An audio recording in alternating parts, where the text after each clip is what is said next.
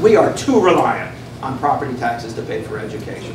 Absolutely too reliant. And it hasn't changed. In fact, over the last 16 years, we become almost every year, with 1 or 2 spikes, we have become more dependent on property taxes to pay for education than we were before. And you know, we have sent people to Hartford over the years who have promised that they would change that system, and it doesn't get changed. Now, I've been dealing and fighting with property taxes as a way to pay for education since 1983. If you want to change property taxes in this state and our reliance on property taxes to pay for education, it's time you elect a mayor to be your governor. Because I get it, and I'll make those changes. And I won't forget where I came from, and I won't forget the experiences I've had in trying to educate a ever-larging student body, now 15,500 students, relying on the one tax that doesn't grow. I understand that issue better than most. So, how are you going to raise the money? Fair question. That's what I want to hear. Sure, fair question. Where are you going to get the money from? There is literally a menu of ways to do it. Remember that we're more reliant on property taxes to pay for education than any other state. So all we have to do is start doing some of the things that other states do. For instance, most other states share directly some portion of the income tax. Most other states share some portion of the sales tax. And most other states share some portion of the hotel tax. Now, you're a relatively small community. You've got about 50,000 people here. You have about 1,000 hotel rooms. You have 1,000 hotel rooms.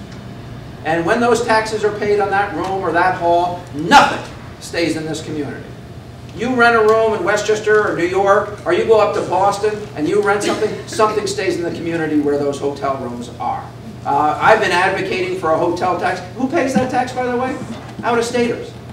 It makes no sense for us not to be charging the same hotel tax and leaving a portion in the community that has to provide the police and the fire and the ambulance service and everything else. That's one of the ways you build it. Most other states share some portion of utility taxes. And by the way, utility taxes is a great distributor because there is more utility use in a job center community, so it's a way to reward that community for housing jobs. And you're a job community. So the reality is there are many different ways to do it. What we're lacking in this state is a commitment to build that system over time. You're not going to build it. I mean, listen, I would like to be governor. I'm in my exploratory stage, don't get me wrong, but I'm not Superman. That system doesn't get built overnight. But the problem is no one's building it. So what I'm saying to you is I pledge to you personally and to every person I meet, we will build a better system to pay for local education. We will start to meet our requirements. I don't want to be a governor of a state that supports local education 13% less than the national average. So we're going to change it, period. It'll take time. But there's lots of ways to do it.